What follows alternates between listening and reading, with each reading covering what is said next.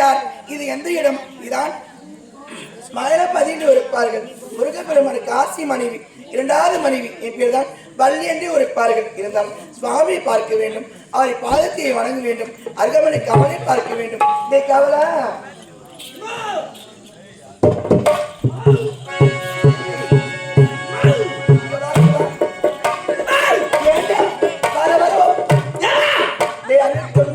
பொருள் மட்டும் எதில் பாருடா அறிவுகட்ட முண்டோ நல்ல வார்த்தை வராத வாயில கட்சி தானே வரேன், கட்சி தானே வரேன். இருக்கட்டும். ஏமா ஏமா ஏமா ஏமான்னு டே கத்தாரா நான் இங்க தான் இருக்கிறேன், டே கத்தாரா நான் இங்க தான் இருக்கிறேன் அவன் சொல்ல வேண்டியதானே. உன் வாய் என்ன முன்னாடி வச்சிருந்தா தொலைச்சி நான் தேடி கண்டுபிடிச்சிருந்தேன். வர வர போக்கே சிரிக்கிறியாது. நான் எங்கதான் போறேன், எங்கதான் வரேன்? என்ன எங்கனாலும் போவேன், எங்கனாலும் வருவான். ஏய் ரொம்ப பேசாத. இருக்கிற நேரத்தில் நான் செய்வேன், இல்ல நேரத்தில் எங்கனாலும் சுத்துவேன். ஏன் சுத்துவேன்? எங்க போனேன்? ஏன் சுத்துனா சுத்துவேன். ஏய் ரொம்ப பேசாத. அண்ணா சுவாமி பார்த்தாயா? பாத்தேன். அவர் எங்கதான் போறாரு, எங்கதான் வர தெரியல. பாமர மக்களுக்கு காட்சி தரப்பட்டு இருக்கின்றார். அவர் மட்டும் காட்சி கொடுக்குறாருன்னா எனக்கு ஏன் பெரிய நோட்டா கொடுக்குறாரு? ஏண்டா நான் வந்து பேசவே கூடாதுடா. 6-7 மாதம் எங்கதான் போறா தெரியல. உனக்கு தெரியுமா? யாரும் இல்லையா? ஒரு கிடையாது. இல்ல இல்ல கிடையாது. காது கூட என்ன உங்க சாமி எங்க தெரியுமா இருக்கிறாரு? எங்க இருக்கின்றார்? உங்க சக்காச்சா வீட்டுல இருக்கிறாரு. இல்லாது சக்காச்சா வீட்டுல அந்த தெய்வம் இருக்கின்றாரே இந்த மெலிசா இப்படி அவங்க வீட்டுல இருக்கிறாரு. அந்த சக்காச்சி வீட்டுல இருக்காரு. இப்பதான் என் காலால பாத்துட்டு வரேன். அவன் எனக்கு சொந்தம்டா. அவங்க பேசுறதை என் கண்ணால கேட்டான். எனக்கு பேசுறாங்க குசு குசு குசு குசு குசு குசுன்னு பேசுறேன்னு பாரு. எப்பா இங்க பார்த்தோம்னா நாரி சொல்லிட்டு நான் வந்துட்டான். ஏய் விடலாமா? சக்காச்சி விடக்கூடாது. இங்க வந்தா பேசக்கூடாது. நீ பேசக்கூடாது, நானே பேசக்கூடாது. நீ முறிக்காது நானும் முறிக்காது. நீ முறிக்கணும் நானும் முறிக்கணும். ஏண்டா இருந்தாலும் எனக்கு சொந்தம் கிடையாது. அவரு எனக்கு சொந்தம் இருக்கு. ஏண்டா விடலாமா? விடக்கூடாது. வந்தா நீ பேசக்கூடாது, நானே பேசக்கூடாது. என்ன பேசக்கூடாது சொல்லி நீ பேசிட்டு போற. நான் பேச மாட்டேன். சரி சரி போகலாமா? வா வா வா.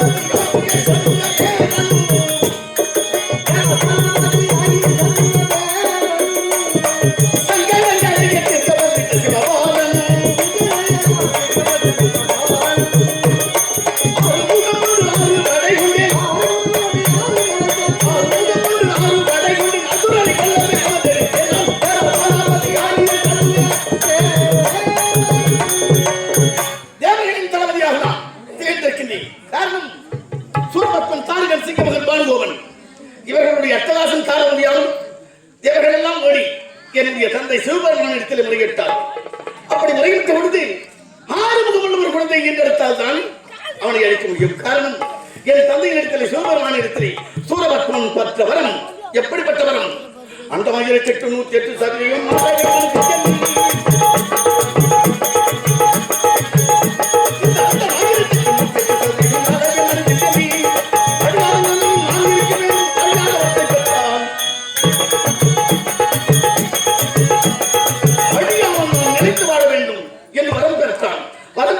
என்னுடைய தந்தை உற்று நோக்கி பார்த்தான்.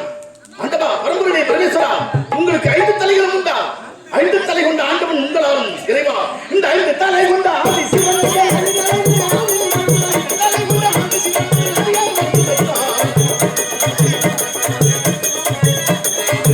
5 தலை கொண்ட ஆதி சிவனாலும் எனக்கு அழிவில்லாத வரம் வேண்டும். யோனியின் வழியாக பிறந்தவர்களாலும் எனக்கு மரணம் வரக்கூடாது இந்த வரத்தினை பெற்றார். சரி, அவனை அழிக்க வேண்டும் என்றால் என்ன செய்யலாம் என்று என் தந்தை யோசித்தார். என் அன்னை பார்வதி தேவியை திருமணம் செய்தார். திருமணம் செய்த உடனே என் அன்னையை உற்று வைக்கிறார். நெற்றிக்கண்ணை திறந்தார். 6 தீப்பொறிகளை கிளப்பினார். பொய்கையிலே விடுத்தார்கள். ஆகையினால் என்னை சரவணன் என்றும் அழைப்பார்கள். சரவண பொய்கையிலே வளர்ந்ததனால் என்னை சரவணன் என்று அழைப்பார்கள். அங்கே என்னை தாளாட்டி வளர்த்த தாய்மார்கள் 6 தாய்மார்கள். அவர்கள் தான் இப்பொழுது கார்த்திகை நட்சத்திரங்களாக வாழ்க்கையை ஒழித்துக் கொண்டிருக்கின்றார்களே. அந்த கார்த்திகை நட்சத்திரங்கள் எல்லாம் ஏற்கனவே தேவமார்கள். இந்த கந்தனை தாளாட்டி வளர்க்க வேண்டும் என்பதற்காகவே என் தாய்மார்கள் 6 பேருமே அந்த 6 பேரும் கார்த்திகை பெண்கள் என்பதனாலே கார்த்திகேயன் என்று சொல்வார். அவர்கள் வளர்ப்பதற்காக எடுத்தனர். உண்மைதான், கார்த்திகை பெண்கள் தாளாட்ட கந்தன்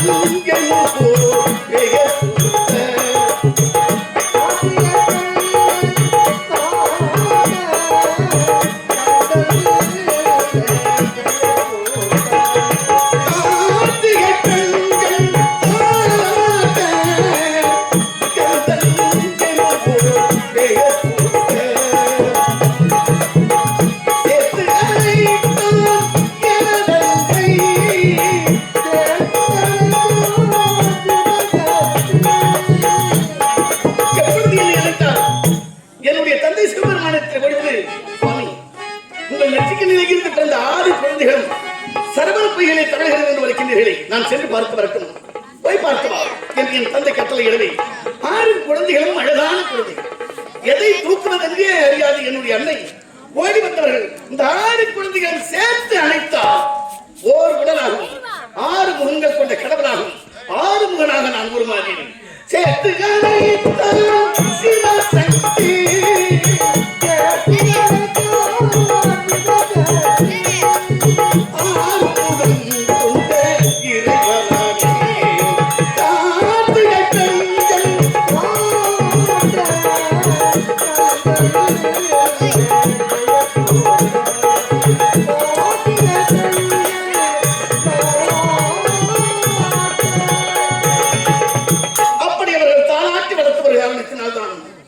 கார்த்திகேயன் என்றும் சொல்வார்.